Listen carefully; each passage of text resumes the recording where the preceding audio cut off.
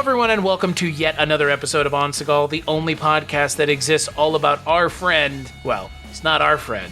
Probably wouldn't be our friends. After hearing this, no, he wouldn't. Steven Seagal, the man, the myth, the Russian citizen, Steven Seagal.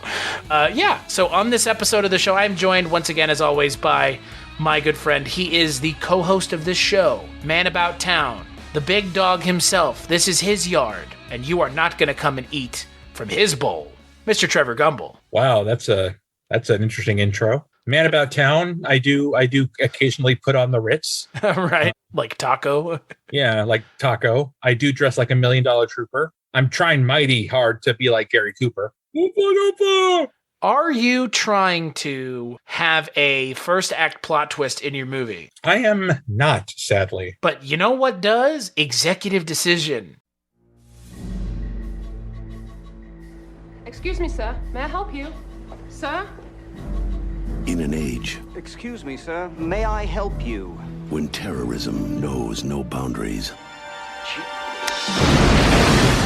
and the level of threat I have a message for the American president. knows no limits, I am in control of Flight 343. Well, sir, I don't think this is about hostages. What are you talking about? A shipment of the nerve toxin DZ5 was hijacked. Are you saying nerve gas is on board? Yes, sir, I am. They plan to use the DZ5 and the airplane together to detonate here over Washington. when global response is routine London is demanding immediate action. There's a hatch on the belly of the 747 near the nose. We could dock there. I know you wrote the book on assaulting hijacked aircraft, but this is 5 miles above the Earth. I don't think we have any other options. and advanced technology Who's this? 007? can accomplish miracles. What are you doing up here? Who the hell else is gonna do it? You? I'm opening the outer hatch. A life or death decision Hope there's a good movie on this flight. for 400 hostages in a plane Keep it going. or 40 million civilians on the ground You can forget Washington. There's enough nerve agent here to wipe out half the eastern seaboard. will come down to a choice between the unthinkable The Pentagon is gonna shoot us down. and the impossible. I'll reach our airspace in 85 minutes. The hatch is gonna be closed down or we'll lose both planes. Order the F-14s to intercept the 747. Kurt Russell, losing control of the airplane. Halle Berry, John Leguizamo, and Steven Seagal. We're not gonna make it. You are. Warner Brothers invites you We're really gonna shoot this plane down, are we? It's too late. They've already crossed the line. to fasten your seatbelts. This is directly from the president himself. Everybody down. Now you have your orders. Execute them.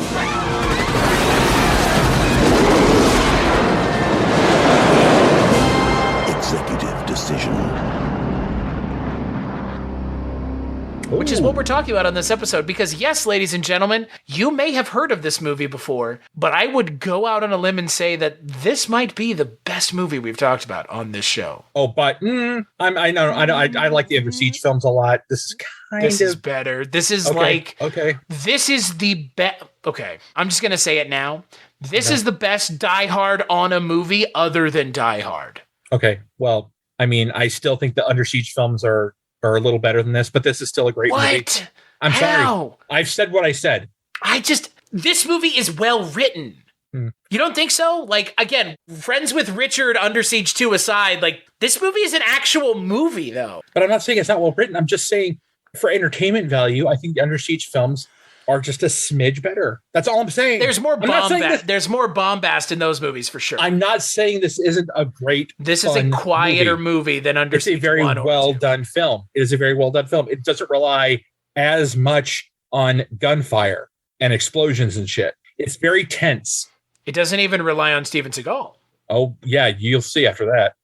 But it's kind of brilliant how they do it. Although they kind of spoil it in the trailer. So they spoil it in the trailer only if you know that that's the scene and that's what happens in the scene. They spoil it in the trailer with hindsight. You know, watching the movie in 95 when it came out or 96 when it came out, and also with hindsight and the ability to read the reviews online, people were shocked by the twist. I mean, the twist in this movie, I would say the twist in this movie is pretty interesting, because the twist in this movie is Steven Seagal, the hero 9 times out of 10 in these movies. Yeah.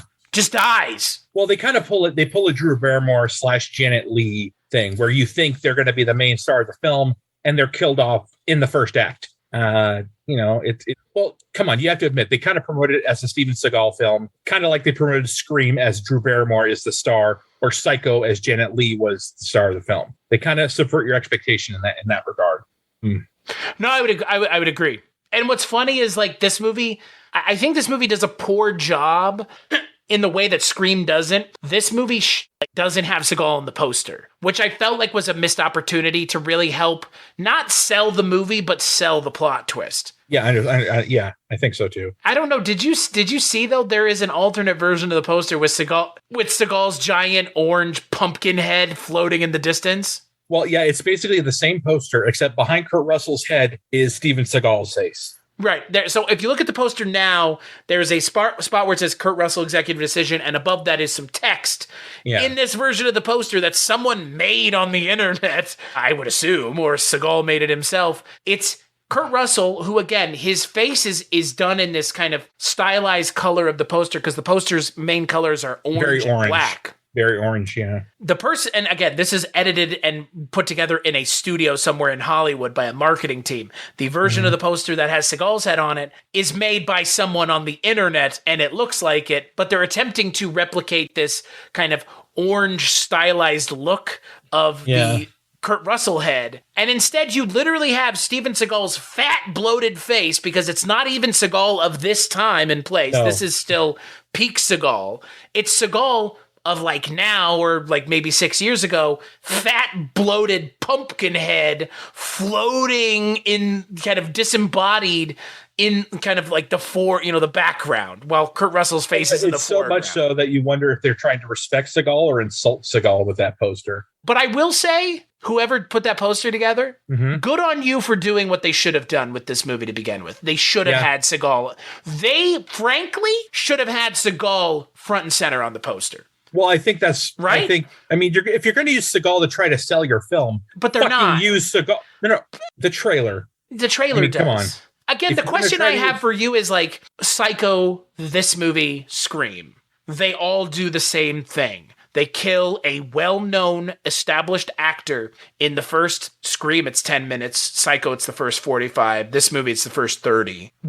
What is the, like you said, how do you sell your movie without disappointing the audience in that the movie they expected that they were coming to see is not the movie they're getting? In Scream, Drew Barrymore's in this movie, must be Drew Barrymore. In this movie, Seagal, must be a Seagal movie. Here's what you do. To not disappoint the audience that came for the actor, you put another actor of equal regard or higher as the second lead, so that when that character dies, you still have Kurt Russell to carry the film. Agreed. Which I think to this film's success, to Scream's success with Neve Campbell, to Psycho's success with literally that. This film is exceptionally well cast. This film has a terrific cast. And that's the problem with this movie.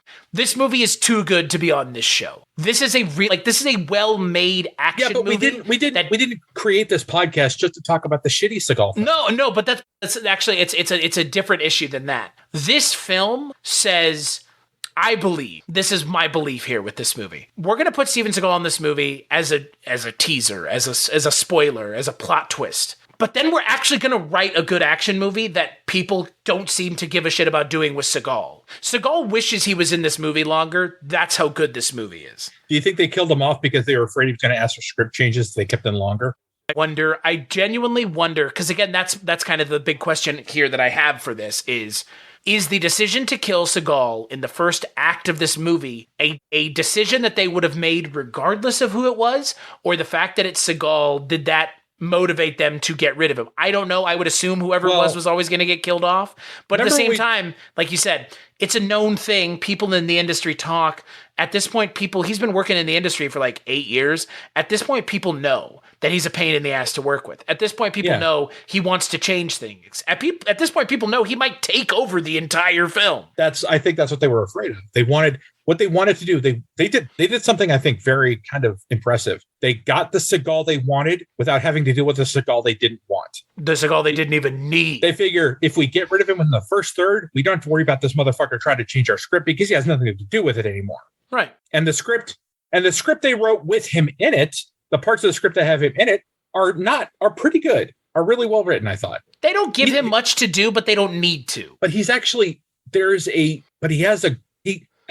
has a authority and a kind of, he gives a good performance as the character, better than he should have. I mean, better than it deserved. I mean, it was a throwaway character of a special ops leader, trying to, taking his team into. But that's the funny thing about this. That's the funny thing about this movie, though, is it's a Steven Seagal movie where Steven Seagal it's a Steven Seagal movie where he accidentally dies, and all the other characters are like, I know, but you know what I mean. Like, this movie is set up to be a Steven Seagal movie where that everything's going to be fine because Seagal saves the day, and then all of a sudden, Seagal's dead, and you have literally the other dudes who are without their leader now, and a guy who's just a desk jockey. He's just a desk consultant for the Army Intelligence. Oh, yeah, Oliver Platt as well. Yeah, so 2 desk jockeys, and then a bunch of essentially these are the followers, not the leaders. Special ops assassins, not assassins, but a special forces team. And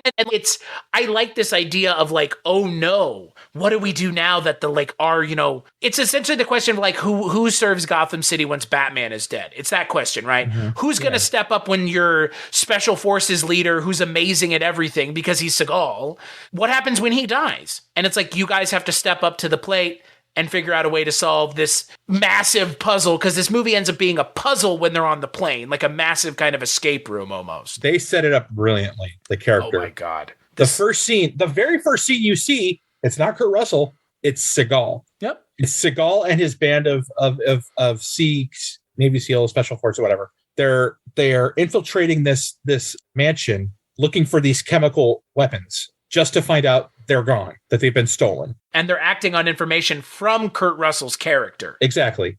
And then, Steven Seagal kind of has a small kind of vendetta against Kurt Russell for giving him the bad information. Well, he has a vendetta against whoever did it, right? Because he loses one of his agents in the process. Yeah. They're too late. And he's like, well, he doesn't believe they were too late. He believes it was bad information. So he's like, well, you got my men killed. I'll never forgive you for that. And it's all right. Whatever. Sorry. But, I mean, and this nerve gas is apparently so deadly that one drop of it could kill an entire room. A room of people.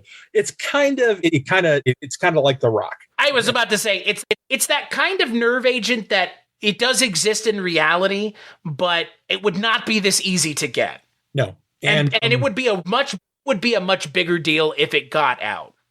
You know what I mean? This is like shit you don't mess around with. Yeah, I mean, like I said, it's very much kind of. This does have a lot of similarities to The Rock. It has a lot of similarities to Air Force One too. Yeah, Nevis desk jockey has to become the hero when the main guy gets taken out. In The Rock, it's Michael B. In this, it's Steven Seagal. Yeah, there's a lot. It's very similar. There's a lot of Delta Force in this with the airplane and the hijackers. I love that. Can I ask you a question? Though? Could this movie be made today? Exact same plot, exact same villains, and exact same end game? I don't think this movie could be made after 2001. Do you? That's what I'm asking. Because the main villain of these films, they pretty much say they're Muslim. These are Muslim terrorists. I don't have a problem with that. It's the fact that in the film, you see him praying on, doing his prayer, which is, I don't have anything against that, but it's almost like the film is saying, you see someone do that, be careful. And they try to diffuse it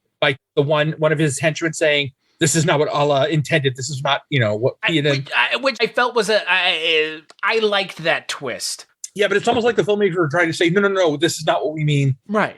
We're not saying all Muslims are bad. Yeah. I get it. But was it too little too late in that regard? I don't know. Could they make this movie today the way they made it then? Again, I think you would have activist groups up in arms, which again, I understand. I mean, after 9/11, the Muslim community just became this supervillain to people. Not all people. I'm just saying that, unfortunately, Muslims became... not all people. Well, it just seems like after 9/11, Muslims became public enemy number one to a lot of people. Like, if you're in an airport and you see, and someone, if you saw a Muslim sitting in your same the same,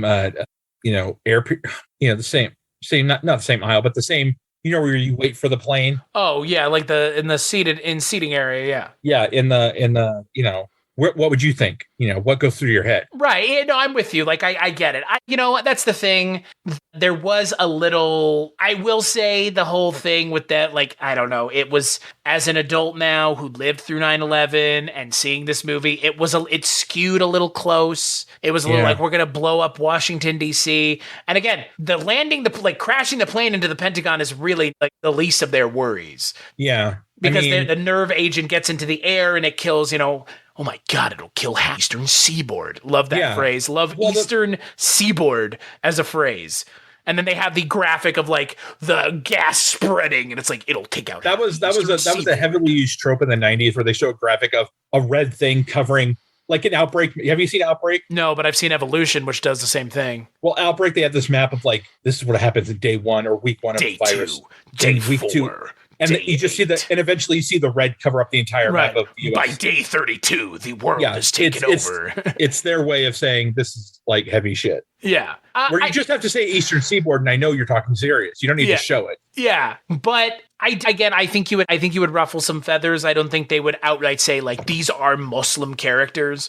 This is not Islam. They would be like they might be a radical group, and they are. I mean, again, they are a radical group in this movie. They're fucking terrorists. Like, well, they flat out say they're Islam. They flat out say that they're an extremist organization. Like they're again. Extremist organizations don't represent the populace. They represent a part of it. So if people are getting upset about this movie or could get upset about Muslims being portrayed as terrorists, well, I feel like less offensive, more lazy at this point is the way I would look at it. Because I'm worried much more about domestic terrorists at this point than I am someone who's in the Middle East. But I'm not worried about a Muslim walking into my building. I'm more worried about an extremist like Christian or whatever walking into my fucking building. Or because there are more of them here than there are, there are more of those folks possible. So I would say, not to sound controversial, but I would say the U.S. breeds more terrorists than any other fucking country in the world. Well, through our actions and our words, because exactly. But we're not going to get drone strikes in the Middle East against civilians does nothing but create more terrorists because they are now mad at us for killing their family. And the quickest way to radicalize someone is by killing their family by accident, which is what they talk about that in this movie. They talk about this idea of like, where is the line of radicalization? And are people like, because you see, like you mentioned, some of David Suchet, who is... The fact that he's the villain in this movie fucking cracks me up to no end because David Suchet does not look Middle Eastern at all. His dad was Lithuanian Jewish, and his mom was Anglican but Russian Jewish on her. He was born in London, but he doesn't. You know what he's famous. You know what he's famous for, right? Poirot. Yeah, he doesn't look like Poirot in this film. But I would also contend he doesn't look like Poirot when he doesn't have a mustache anyway. If you look at pictures of him on like Google, I would say they added brown makeup to his face. But I agree. He doesn't. That's what I'm saying. Like he doesn't look Middle Eastern. But you know what? I don't fucking care because David Suchet is amazing in this movie. He's such a good villain. He's such a nasty. He's a great actor. He's a great villain. Yeah, he's a nasty villain, and he's one of those villains that I really appreciate. I really appreciate the screenwriters in this film, Jim Thompson and John Thompson, or Jim and John Thomas. Because a lot of the times you have the villain go, okay, well, it's over. I'm dead. And in this movie, he goes, nah, and he fucking shoots the pilots. And I'm like, don't give the villain any redeemable qualities. He needs to be a baddie to the end. He needs to figure out how to use his last breath to continue his work, his belief, his zealotry. He needs to do it to the end. He bullshits the government. They're going to give him what he wants, but he's still going to blow up the plane anyway. Right. He was, great. I mean, good. He never intended to survive. No. But even his own terrorist buddies don't know that. No, his henchmen didn't know that. Yeah. His henchmen, when they find out what his plan, he's like, no, they're like, no, you cannot do this. Yeah. We didn't sign up for this. This is not what Allah intended or whatever he said. And, you're right. He fucking shoots the pilots. Yeah. I like that. There is nothing redeemable about Najee Hassan in this film. David Suchet's character. You want this fucker to die, and you want him to fucking die quick. Yeah. Oh yeah. I was super like by the end of this movie, I was like cheering with the movie. Granted, this is the first time I'd ever seen this movie. I'd never seen it before. I'd seen it probably when it first came to video in like 97 or whatever. But after that, I kind of saw clips of it from the night. But this is the first time I've watched it in full in a long time. This movie is legit in my like top 10 action movies of all time now. The amount of like ramping up tension that this movie does throughout, this movie doesn't stop ramping up the tension until the essentially last 2 minutes. Because it goes from bad to worse to unbelievably worse to just so insane that by the end of it, you're just like exhausted with the rest of the cast of the movie. Well, they do something in this film that I thought was kind of brilliant. The heroes don't meet the villains until like near the end of the film. That's when they meet the villains, the movie, like that's the only time they get to meet. That's it. Because they do something really good in this film where they keep them on the under of the plane and they have them be silent and very, very quiet. And it's kind of brilliant how they that kind of helps ramp up the tension because you don't want the terrorists having any hint because their whole plan hinges on them being very secretive and doing something. They don't just want to hop on the plane and take out the terrorists. They know what they need to do. They know there has to be something done before they can do this. They need to defuse the bomb. They need to make sure that it's under control because they know if they try to take out the terrorists firsthand, there's a twist that they don't want to kill the people. Yeah, well, they don't want to have. Okay, well, and another thing is they don't want to kill the terrorists because later they find out that none of the terrorists or henchmen have the detonator. They have a mole basically on the flight. A plant, yeah. A plant on the plane with the remote to be inconspicuous and not, And when they find that, I'm like, oh shit, plans change. And they foreshadow it too. They foreshadow it in the movie and you don't even realize it. When the woman is sitting down and the guy's like, stupid woman. She's like, I'm so sorry. Like they're planting those seeds early on. This movie, and I don't want to speak super hyperbolically, but this is how you write an action movie. Well, the fact remains is that this is not a film where it's just gunfire and go in, balls out, just come in shooting. It's very meticulous, because it's like a puzzle they have to put together. Yeah, it is. It's a stealth how they need to go about movie. This because they know one move out of place could fuck up this whole mission and kill everyone on the plane. This is a stealth action movie. I was telling a friend of mine that he should watch this movie, and I was like, imagine Air Force One, but like a stealth version of that. Because Air Force One, I don't know if you've seen it recently. It's a fucking jingoist nightmare. There is so much rah-rah America shit. Like it's a lot. It's to the point. It's America, fuck yeah. If you made the movie today, people would think that you were being satirical. In how, we don't run from terrorists. We don't negotiate. That's, okay, whatever, fine. And then he's like, well, you'll negotiate with me. And it's like, oh, haha, got him.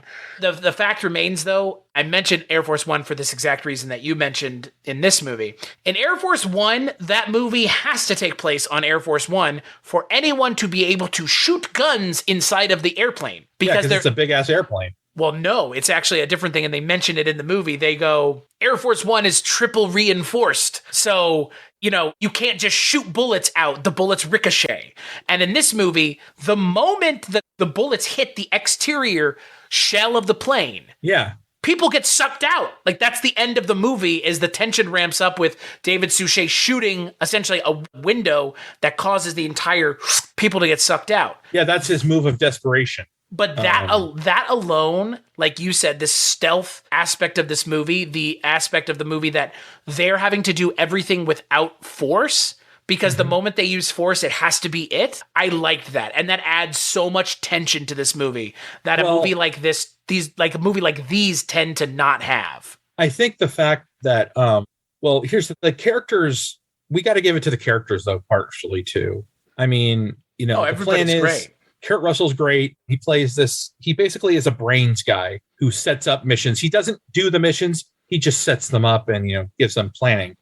Dr. Dexter Riley. And that's why they take him on the plane, because they can't really do it without him. Then you have...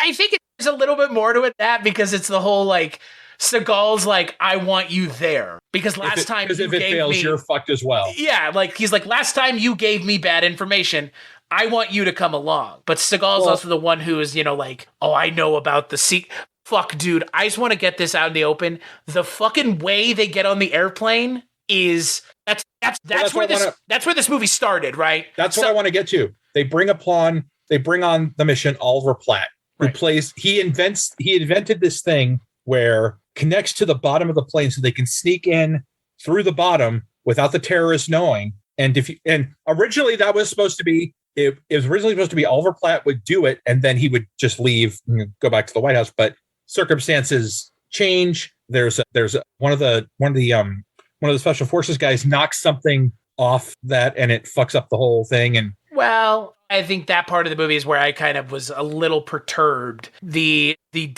Miles Dyson, Joe Morton, gets paralyzed somehow, and he's blocking the thing about this movie is they've created something that's so fucking outlandish, and the reason that it's like they created, I think, is also so the reason that a stealth bomber, an F-117, has a vacuum hose on top of it is so that they could, correct me if I'm wrong here, transfer bomber crews without the bomber coming home. So it's like midair refueling. It's like instead of refueling with fuel, how do we midair refuel with a crew? I mean, that's what it looked like to me. Well, that's what the initial reason for inventing this thing. And that's why Oliver Platt invented it. Yeah.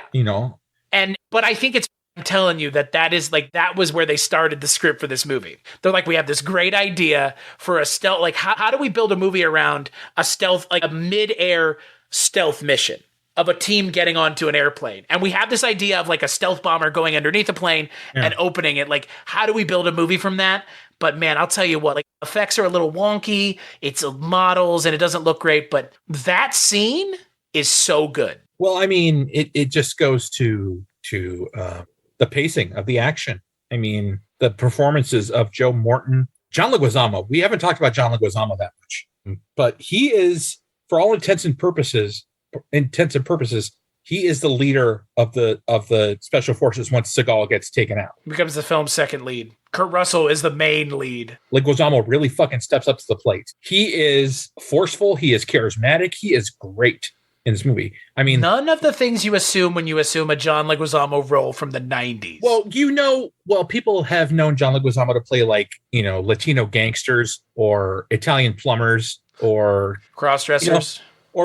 He was known basically for comedic roles, as a lighthearted. This is the first time he has a couple like smart ass lines in the film, but mostly he's a guy who takes action in the film. Yeah. Also, BD Wong, not known for being an action star. That surprised me too. It's like BD Wong, known for being the scientist in Jurassic Park, being the psychologist in like Law and Order and shit.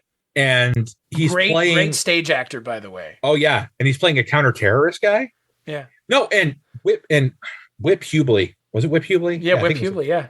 Whip Hubley, who doesn't get talked about enough, in my opinion. I mean, he was in Top Gun. He was in Ruskies. He was in Species. Yeah, Whip Hubley's a great guy. I always kind of mix him up with Rick Rossovich. Rick Rossovich. I think they were both in Top Gun. He looks very much like Rick Rossovich. I think Rich Rossovich and him were both in Top Gun. But no, you're right. Like there are a lot of like character actors in this movie who don't get enough. I think enough credit. He doesn't do much in this film. No, neither does BD Wong for that matter. I mean, neither does Andreas Katsoulas, who is great, who played the one-armed man in Fugitive. Mary Ellen Trainor is in this movie for like 2 seconds. Don't they kill her first? She just dies. Halle Berry's in this movie. Didn't even mention that. But Halle Berry just finds Mary Ellen Trainor dead. There's one thing they screw up in this movie.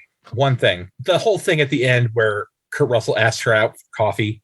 That was kind of... I thought you were going to talk to the fact that like we didn't need that long of a flight ending scene where it's like Kurt Russell being actually walked through how to fly the plane. That I found that to be... That didn't bother me, actually. They set it up. It was overdone. It was like 3 scenes worth of it. Do you know what I mean? They set it up. They do set it up in the beginning. Sure. So you kind of know that's what he's going to have to deal with at the end. He's taking flying lessons at the beginning. The first time you see him, he's in a plane and his instructor is basically, and the instructor's like, you're ready, you're done, you don't need any more. And any person who's seen any movie, like an action movie, know, okay, this is going to come into play later. Right. Plant, payoff. Plant, payoff. Mm-hmm. Like if a character is scared of something at the beginning of a film, you know that's going to come into play later in the film. I genuinely I really, really liked this movie. And again, I think it speaks to the character actors involved. I think it speaks to, again, we didn't really talk about Seagal, but Seagal is dead in the first 15 minutes. In this scene that we're talking first about. 30 minutes. First 30 minutes. Let me put it this way. Does Seagal ever get onto the plane? Half of him does. Sure. But Seagal never even makes it onto the airplane where 2/3 of this film, this movie's 2 hours long because it takes 30 minutes to get onto the airplane, and they have to kill Steven Seagal in those 30 minutes. Well, I mean, Steven Seagal basically knows he's fucked, and there's that line of the trailer everybody hears, "We're not going to make it. You are." And Seagal basically just gets sucked out of the plane and dies. Oh, it's a great little Steven Seagal maquette flying out of the Black Hawk. I noticed that. So I noticed that too. That was funny. Like, wow, a Steven Seagal film where he dies? How the hell did they get him to do that? Or him to agree to that? Yeah. Maybe they lied to him and said they were going to bring him back. I mean, that's the thing. He's not missed. But to be fair, I will say this much. I would have liked to have seen him in the movie. I mean, twist or not, I would have liked to have seen what that movie with him in it looked like. Maybe it would have sucked. Maybe it would have been fucking terrible, right? Maybe, but then again, I think it would have been a power struggle between him and Kurt Russell over what to do. It would have been a constant we should do it this way. That could have been interesting, though. That could be done interestingly. You don't think? But you don't want it constantly, Sure. I mean, I agree. I agree with you. Again, I'm more speaking to the idea of is there still an interesting movie to be mined if the movie doesn't necessarily have to have Seagal die? I say yes, but at the same time, that's what makes this movie so interesting. I never think a movie is unsalvageable. Well, I mean, there are times. But I think Seagal, if he had lived, there might have been something good to mine off of it. Sure. With him and Kurt Russell working off of each other. But these are two... Well, no, I'm not saying alpha males because Kurt Russell in the film isn't really alpha male. He's more... No, that's the thing that I really like about this movie is this is the everyman movie that just happens to have Seagal in it. There's no way Seagal could ever be the everyman. This is the only way you do this movie is you have Seagal either the villain or he eats shit in the first 20 minutes. Yeah. I mean, he does what he does really well with the time he's given. Yeah, he acts like a prick to Kurt Russell. Well, I mean, that's his entire character. He's a believable SWAT team leader or whatever. Yeah. Believable, I believe he is the head guy, the leader of this stealth mission. He's an antagonistic dick to and, Kurt Russell. I mean, the scenes with Oliver Platt and Joe Morton, I thought they went really well. I mean, Joe Morton. I feel bad for Joe Morton in this movie. The fact that he just gets laid out for the entire he's thing. just laying on his back the entire movie. I mean, I get what they were going for with him being paralyzed and all that, but it didn't add anything. It's meant to increase the stakes of the movie and up the tension. Really, they could have just kept him a lot. I mean, he could have kept him upright and still have him work with Oliver Platt to defuse the bomb. They weren't leaving the hold of the plane anyways. Nobody leaves the hold until the very end, and he would have needed to be there anyways. He wasn't going to go anywhere. I mean, he would have been Oliver Platt. Platt. He need to have Oliver Platt defuse the bomb, but he still could have done that. Mm-hmm. I mean, they could have had something else happen to have Oliver Platt be the only. I think the problem is there is no other way to get Oliver Platt as the only one defusing the bomb without laying him out. Unless you lay him out in the part where they're getting on the plane, because there's no other. Again, nobody dies on the plane. None of the characters who get onto the plane die. Mm-hmm. They all survive. I was so shocked. You mean the passengers? No, I'm talking about Kurt Russell, John Leguizamo, B.D. Wong. None of them die. Yeah, you would have thought there would have been a couple casualties. I would have thought. I mean, you would have thought there would only be 2 people left, or but 3 people. But again, it's weird. They all survive. Exactly. And okay, I need to mention a character actor who I really like, who really is only seen for a couple times, and that's Richard Reel playing the air marshal. Sure. I really like that he got his moment. Once the he takes his shot at the terrorist before the terrorists shoot him back, and he doesn't die. Does he? He doesn't die? No, he doesn't die. You see him at the end of the movie. Yeah, I like how he has his hero moment in that film. When you see him hide the gun and you don't really see much of anything after that, they don't show him again in the film until that scene. So you're wondering, what was the point of that? Right. And then it happens because he waits until the very right time to take this fucker out, or try to at least. Because you gotta admit, he takes quite a few gunshots before he dies. Who, the leader? The leader guy. Oh my God. Well, that's movie tropes for you. No, Richard Reel is, talk about a that guy actor. Mm-hmm. He's like, when I think of that guy actors, he might be. He's a great that guy actor, though. He's a really good one. Jump to conclusions, Matt. It's a Matt that you with conclusions you jump to. That is the dumbest idea I've ever heard. I do love him in Office Space. I mean, I love that movie in general. There was a show called Grounded for Life in the early 2000s that he was great in. He plays the father to a Donald Logue's character. Donald Logue, my God.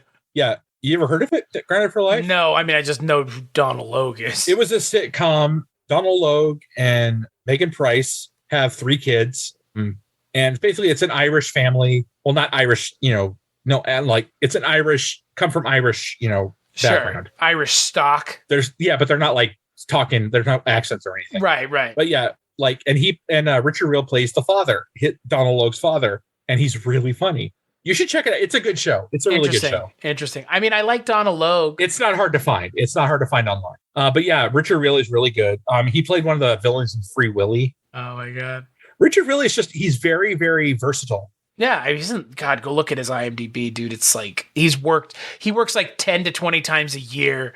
Like, fuck. He's a nonstop worker, man. He's a working actor. That's what he is. And he's never gotten the recognition he deserves. Well, he's a character actor. None of them do. That's the problem with character actors is you're so good. And often only people like Tarantino are the ones giving you like the lead role in the movie, right? Well, it kind of goes back to what we were saying about Rick Rossovich and Whip Hubley. I mean, they were kind of, I wouldn't say they were character actors, but I think they were just kind of, background action guys. Yeah. They're like Sven Ole Thorsen. If you can't get this guy, just hire one of them and they'll do it. In this movie, you get to see like the 90s Middle Eastern looking actor lineup of like Jay Tavare and who's the other one? There's that comedian. Sean Tobe, who plays the guy who gives RDJ his armor in Iron Man. There's a comedian named Ahmed who was in this film before he became a comedian, I think. Oh, he was in Virtuosity. Oh, I didn't know that. Yeah, but Ahmed's in this film. Marla Maples Trump. I did see that. The actor that I was thinking of is Syed Badreya, who's in this movie. He's uncredited, but you can see him. He was also in Iron Man, but it's just as like who's who of 90s Muslim-looking characters. Yeah, character actors. And again, like, Sean Tobe obviously would go on to be an Iron Man, so I think that's kind of what everybody knows him from now. I mean, But David Suchet is the, let's put it this way, David Suchet is the least Middle Eastern-looking actor of all the actors in this movie. He's like the soul man. Yeah. Of action Even movies. Andreas Katsoulis looks more Middle Eastern. I mean, he's Greek, obviously. So Greek, Middle Eastern, and Hollywood, it's all the same to them. As far as they're concerned, yeah. As far as they're concerned. And hey, how about JT Walsh? As the senator who wants to be this, who's kind of has this presidential... As David Suchet's White Knight? Hans. Basically. Booby. I'm your white... I mean, that's that character. I mean, this movie even went as far as to have that character in this movie. They might as well have called him Ellis. I mean, that's my point. Like, he is the Ellis of... That's the thing that I did like about this movie is it like Under Siege 1, like Under Siege 2, it wears its inspirations on its sleeve. And, like, it's obviously Die Hard. Like, They have the prick who wants to negotiate with the terrorists. Right. But ends up getting fucked. Yeah. Well, he doesn't realize he's getting fucked, but the villain is like, when the time comes, be ready. He thinks he's being the hero of the flight by negotiating with terrorists. He thinks he's going to make everyone get on safely, not knowing that the terrorist has no intention of making this plane hit the ground. That's the most unrealistic part of the entire movie is he shoots him in the fucking cockpit. Mm-hmm. That bullet would have flown out the window and killed all. That's the most unrealistic part of this entire movie is point blanking JT Walsh in the cockpit of the movie. I'm surprised they didn't have Art Malik in this film. Oh, is that the guy who plays the warden from The Mummy? No, he played the villain in True Lies. Oh, the guy with the hair. Yeah. Art Malik. The guy who had one of the most absurd but hilarious death scenes in action movie history. You're fired. I mean, I'm pretty sure that people who have never even seen that movie. I loved. He's great. And True Lies is just a great action film. I'm not down with all the anti-Muslim bullshit in that movie. Well, I hate to sound like a typical. I'm not trying to defend it, But again, it was a different time. This is the same kind of movie. Like this is I mean- this is about as indefensible as True Lies is. No, it's not defensible. There's no defense for this. But in This terms movie of doesn't have Tia Carrere in it. that's a downgrade, though. I'd love Tia Carrere. No, I love Tia Carrere. What? I'm sorry. What in D hell are you talking about? Tia Carrere could have benefited. She could have played one of the flight attendants. So she could just get murked in the first 5 minutes of the movie. You don't murk Mary Ellen Trainor. I liked this movie a lot. Yeah, I but you really have did. to. But you can also recognize its. Oh yeah. You can also recognize the problematic aspects of it, Oh, while and there still are admitting plenty. it's a very well made film. That's because that's the thing about 90s action films were notorious for their jingoistic. Oh my god. Like I'm saying Air Force One, dude. Like that is holy shit, man. That movie is wild. I wouldn't say racist, but definitely Nationalist very, views very nationalist. of other countries. It's like in the 80s where in everything in Russia was villains to us. Red Dawn, the Russians were invading and they're the villains. Look at pro wrestling in the 80s, man. Who are all the villains? Ivan Koloff, Iron Sheik, Nikolai Volkov, Iron Sheik. Yeah. Oh yeah. I mean, if you were in the, if you lived through the 80s, you know what we're talking about. Yeah. Like anything Russian is inherently evil. We're back to that, dude. We are back to that right now. We kind of are. I mean, people are just like everything Russian now is hush hush. Even though most of Russia disagrees with what Putin is doing, but that's neither here nor there. We're not getting into politics here. Have you seen Turbulence? Not yet, with Ray Liotta and Lauren Holly. Yeah. Have you seen it? No, is it any good? I don't know. I've never seen it. I've always wanted to watch it. I kind of have a real soft spot for movies that take place in airplanes. No, I do. I like movies that take place in airplanes. Have a kind of interesting a thing about them because it's a closed space. Right. There's nowhere you can go. Right. There's a lot of restrictions. Leave. There are a lot of restrictions that are put on a movie script where it's set on an airplane singularly that I appreciate when you can do it right. I thought Nonstop with Liam Neeson was pretty good. That took place on an airplane. Never seen it. It's not bad. You should check it out. I have not seen Turbulence, nor the sequel. It has a really interesting cast of people. I love Ray Liotta, though. Oh, me too. I mean, Ray Liotta's in one of my favorite movies. Goodfellas? I wanted to be a gangster. Yeah. As far back as I can remember, I always wanted to be a gangster. The way he talks is so weird. The way he laughs is so weird. It's the wanting in the Many Saints of Newark. He's like, geez. I haven't seen it yet. Isn't he good? Yeah. Should I watch the entire of Sopranos before I watch Newark? Have you not? Dude, I've been busy with other things, dude. I've been working. Yeah, but that was like 8 months ago when you were watching. I will watch it eventually. You should. It's good. It is that good. I'm just saying, you were watching it. Like you saw how good it was. Like, you've heard, you've seen, Yeah, you're preaching to the choir. I will watch it. I just need to watch The Sopranos first. It's got great acting, great character actors, great writing. Halle Berry is pretty good. Even though she really doesn't do that much. She's playing the Al character. Not even Al, though. Al does more than she did. Oh, she does. She prevents. She answers the phone thing a couple times. It's about as much as Al does, other than shooting the guy at the end of the movie. It's not like Al is doing much. I mean, that's the point of the character. Yeah, but Halle Berry can do more. I agree, but this is Halle Berry in the 90s. I mean, this is Halle Berry, not like pre-fame, but this is not Halle Berry of like now, where she's she's a Hollywood leading lady. That's fair. And I think that's the problem. And I think that honestly is the problem with the female character in this movie. And you kind of hit the nail on the head. She almost doesn't need to have a relationship with Kurt Russell. Yeah, it's like that phone. They force that in. It's like, so tacked on. It's so tacked on. Like it feels as tacked on as Erica Eleniak and Steven Seagal in Under Siege. Oh, that is one of the worst. That's the worst case. One of the worst cases of forced romanticizing. Yeah. And the thing is, like, the problem is he has had very little interaction with this character. And suddenly they want to go out. I mean, to be fair, though, if I saw Kurt Russell, I would want to go out with him, too. I think Speed did a pretty decent job about setting up two characters eventually getting together at the end, because there was like constant, back and forth between them. And, and even admit at the end, it's like relationships based on extreme circumstances never work, which is why she ended up with Jason Patrick in the second one. That's fair. That's fair. Yeah. And I that's definitely guess I improved. didn't put 2 and 2 together that Season Hubley is Whip Hubley's sister, and Season Hubley and Kurt Russell were married. Did you realize that? I didn't. Yeah. Wait, no, he was married before Goldie Hawn?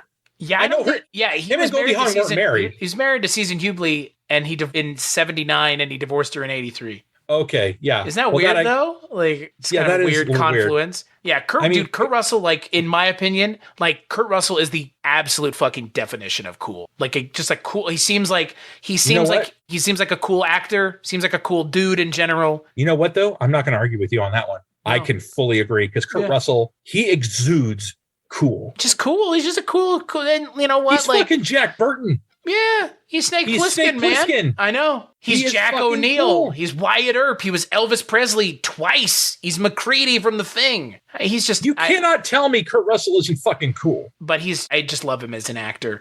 And I love that in this movie I wouldn't say playing against type, because I think Kurt Russell really excels as an actor when he plays an everyman. He's playing... Yeah, he is very playing everyman because he doesn't do any action until like the last part of the film. Because for the almost entirety of the film, he's using more of his brain than his... It's a stealth action move. He only picks up a gun, I believe, in like the last 15, 20 minutes of the film. When he kind of goes rogue. When he feels like he has to do it, because he has to go up there to find the mole. And he finds out that's not the mole. And that's a great scene. And that's perfectly written, you know, because it's more believable that way rather than, you know, nebbish everyman suddenly becomes action hero, right? You know, in the film. Like, that's not believable, because at the end he's still the same person he was. Right. He doesn't suddenly become like a pumped up action star. He's still the guy.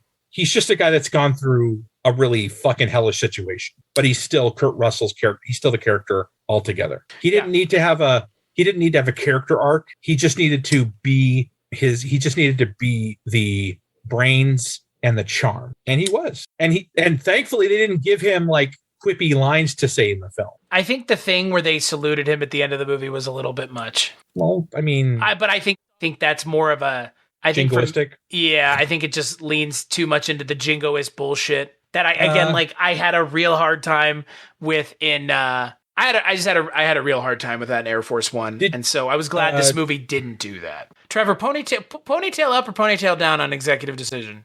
Ponytail up. 2 ponytails up. All of them. This, like I said, this might be the best thing we've watched for this show so far. Debatable, but one. I mean, again, if it's not this, the other 2 things we agree on. So yeah. Again, this, you know, they don't advertise Seagal on the poster for this movie. They don't let you know as an audience member outside of the trailer that he's in this movie. And when he shows up and he dies immediately, you understand why they didn't advertise him. But I would contend he should have been the person that they were advertising as the main character of this movie. I still would contend that. I think we've made the executive decision to agree on this film. It's a good one. It's a great one. I'm glad we watched it. Yeah. So, and on the next episode, we'll be talking about The Asian Connection, where Steven Seagal plays Gon Sirankiri, which is a terrible name for a character. And frankly, I'm just gonna say this right now before we even talk about the movie. The title for this movie sounds atrocious. Like, it almost sounds racist. Almost. And it's based on a story by Tom Sizemore. Yep. So prepare yourselves for that, ladies and gentlemen. Until then, where can people find you, Trevor? Oh, Twitter and Instagram. Look up Bad Vertigo. You can find me occasionally on my dear co-host podcast, The Kulturecast. And where can people find you, Chris? As for me, you can find me at cstachiw.com, cstachiw.com. That's my link tree. Go there. You'll find all the stuff that I work on. As for this show, onseagal.com is where you can go to find more about this show. That's the website. And we don't post anywhere else, so there you go. Big thanks as always to all of our listeners, and we'll make sure to catch you on the next episode.